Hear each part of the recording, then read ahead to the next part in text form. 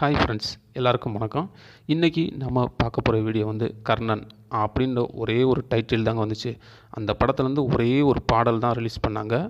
ஆனால் பார்த்தீங்கன்னா நம்ம யூடியூப்லேயும் சரி, கூகுள் இந்த மாதிரி சோஷியல் மீடியாவில் கர்ணன் அப்படின்னு டைப் பண்ணாலே கிட்டத்தட்ட ஒரு 1000த்துக்கும் மேற்பட்ட வீடியோக்கள் வரிசையாக வந்துக்கிட்டே இருக்குங்க. என்னங்கடா இது அப்படின்னு பார்த்தா ஒவ்வொரு ஆளும் ஒவ்வொரு விதமாக கதை சொல்லியிருக்காங்க. எப்பா சாமியலா இந்த படத்தை இயக்குன அந்த மாரி செல்வராஜ் இருக்கார் பாருங்க, அவர் கூட இந்த அளவுக்கு யோசித்து இந்த அளவுக்கு எடிட்டிங் பண்ணி இந்த அளவுக்கு கதை யோசிச்சிருப்பாருன்னா கூட தெரில. ஒவ்வொரு ஆளும் ஒவ்வொரு விதமான கதை சொல்லியிருக்காங்க. அதில் பார்த்திங்கன்னா நம்ம அந்த ப்ளூ சட்டக்காரன்னு ஒருத்தர் ரிவ்யூ பண்ணுவார். அப்போ அவர் சொன்னார் ஒரு வார்த்தை, தமிழ் சினிமாவில் பார்த்திங்கன்னா கதைக்கு பஞ்சம் வந்துருச்சு அப்படின்னு சொல்கிறாங்களாம் டேரக்டர்லாம். இதனால தான் வேறு மொழியிலேருந்து படங்கள்லாம் வந்து நம்ம தமிழ் மொழியில் வந்து ட்ரான்ஸ்ஃபர் பண்ணியிருக்காங்க. அதனால் தமிழ் மொழியில் வந்து தமிழ் படங்களுக்கு வந்து கதைக்கு பஞ்சம் வந்துருச்சு அப்படின்னு சொன்னாங்களாம். ஆனால் இங்கே போடுற வீடியோவை பார்த்துட்டு ஒரு படத்துக்கு பார்த்திங்கன்னா இவங்க போடுற வீடியோ பார்த்தா தமிழ் படத்தில் கதைக்கார சாமியலா பஞ்சம் அந்த அளவுக்கு வீடியோ போட்டுக்கிருக்காங்க பார்த்துங்க. ஆனால் ஒன்று மட்டும் நல்லா தெரியுதுங்க, இவங்க போடுற வீடியோ பூரா சேர்த்து வச்சு ஏதாவது ஒரு டேரக்டரு நல்லா பார்த்துக்கிட்டே இருந்துட்டு இவங்க சொல்கிற மெசேஜு, இவங்க சொல்கிற கமெண்ட்ஸ் எல்லாத்தையும் வச்சு ஒரு படம் தயார் பண்ண போகிறாரு. அது மட்டும் நல்லா தெரியுது. நல்லா ஒரு படத்தை இயக்க போகிறாருன்னு மட்டும் தெரியுதுங்க. நாம் ஸ்கூல் காலேஜ் படிக்கும்போதெல்லாம் எக்ஸாமு பரீட்சை நடக்கும். அப்போ பார்த்திங்கன்னா ஏதோ ஒரு கொஸ்டின் கேட்பாங்க. ஏதோ ஒரு தேசிய தலைவர்கள் ஏதோ ஒரு பற்றி ஒரு கொஸ்டின் கேட்பாங்க. ஆனால் அந்த கொஸ்டினுக்கு ஆன்சரே தெரியும், இருந்தாலும் அதை விட மாட்டோம். வச்சு ஒரு பக்கம் 2 பக்கத்துக்கு எழுதிடுவோம் பார்த்துங்க. நம்மளே திரைக்கதை, வசனம், டைரக்ஷன் எல்லாமே நம்மளே பண்ணி ஒரு 2 பக்கத்துக்கு எழுதிடுவோம். அதுக்கு ஒரு 5 மார்க் விழுந்துரும் பார்த்துங்க.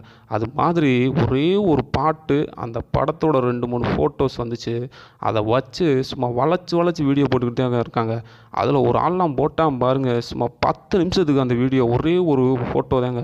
அந்த வாள், அந்த தனுஷோட விலங்கு வச்சுருப்பார், விலங்கு போட்டிருப்பார், ஒரு வாள் வச்சுருப்பார்.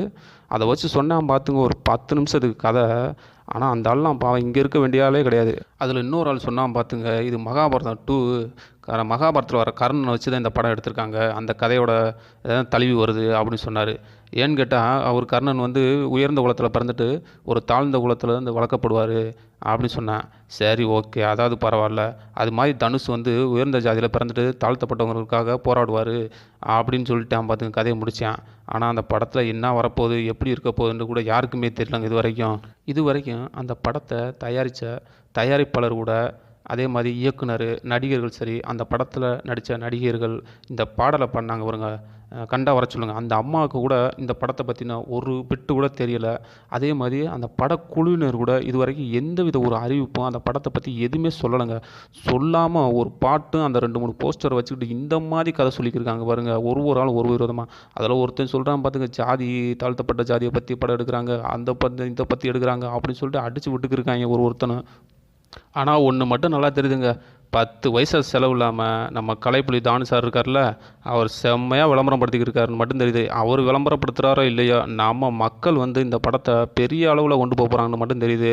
ஆனால் இந்த படத்தை இங்கே ரிவ்யூ பண்ணிக்கிருக்காங்க பாருங்கள், இந்த வீடியோ போடுறாங்க பாருங்கள், இந்த ஆளுகளை கிளப்பி விட்டுக்கிருக்காங்கன்னு மட்டும் நல்லா தெரியுது. இங்கே இருக்க மக்கள் இந்த அளவுக்கு ஒரு பெரிய பரபரப்பையும் ஒரு ஆவலையும் மக்கள் மத்தியில் ஆவலையும் ஏற்படுத்திட்டாங்க, ஒரு எதிர்பார்ப்பையும் ஏற்படுத்திட்டாங்க. இவங்க பூராமே இந்த படத்தை ஒன் டைம் அந்த கர்ணன் படத்தை பார்த்தாலுமே அந்த படம் 100 நாள் ஓடப்போகுது, அது மட்டும் நல்லா தெரியுது.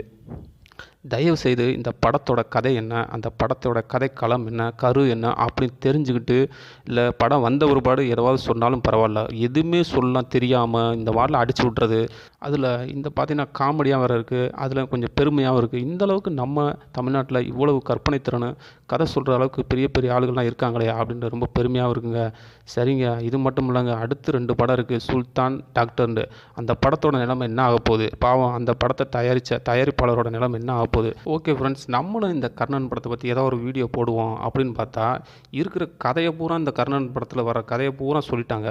அதனால் ஒன்றும் பண்ண முடியல. அதனால தான் சரி இவங்க போடுற வீடியோ பார்த்துட்டு நம்ம ஏதாவது ஒரு வீடியோ போடுன்னு சொல்லிட்டு இவங்க போடுற வீடியோக்குள்ளேயே ஒரு வீடியோவை போட்டு விட்டான். சரிங்க ஃப்ரெண்ட்ஸ், இந்த படத்தை பற்றி இது வரைக்கும் பெரிய பெரிய விமர்சகர்கள்லாம் இருக்காங்க, அவங்களாம் எந்த கருத்து சொல்ல, பெரிய அரசியல் தலைவர்கள் யாருமே இந்த படத்தை பற்றி எந்த கருத்து சொல்லலை. ஆனால் நம்ம வந்து தவறான கருத்துக்களையும், ஒரு ஜாதி பற்றின படம் அப்படின்னு சொல்லி ஒரு தவறான கருத்துக்களை வீடியோ பதிவு பண்ண வேண்டாம். இந்த படம் வெளிவரட்டும். அதுக்கப்புறம் இந்த படத்தை பார்த்த பிறகு நம்ம இந்த படத்தில் வர நல்லது கெட்டதுகளை விமர்சனம் பண்ணுவோம். அது வரைக்கும் கொஞ்சம் பொறுமையாக இருப்போம். அதுக்கிடையில் சில கருத்துக்களை, தவறான கருத்துக்களை சொல்லி ஒரு பெரிய பிரச்சனைகளையோ ஒரு பெரிய கலவரத்தையோ உண்டு பண்ண வேண்டாம். இந்த படத்தை பற்றின ஒரு பரபரப்பை ஏற்படுத்த வேண்டாம் அப்படின்ட்டு எல்லாருக்கும் கேட்டுக்கொள்கிறேன். ஆனால் சில பேர் மீறியும் சில வீடியோக்கள் போடுறாங்க. கொஞ்சம் தயவுசெய்து அந்த மாதிரியான வீடியோக்களை கொஞ்சம் குறைச்சிக்கிட்டா ரொம்ப நல்லது. தப்பான கருத்துக்களையும் தவறான கருத்துக்களை மக்கள்கிட்ட பரப்ப வேண்டாம். தயவுசெய்து இந்த மாதிரி கருத்துக்களை பரப்ப வேண்டாம் அப்படின்னு கேட்டுக்கொள்கிறேன். இந்த வீடியோ உங்களுக்கு பிடிச்சிருந்துச்சுன்னா லைக் பண்ணுங்கள், ஷேர் பண்ணுங்கள், சப்ஸ்கிரைப் பண்ணுங்கள். எல்லாருக்கும் நன்றி.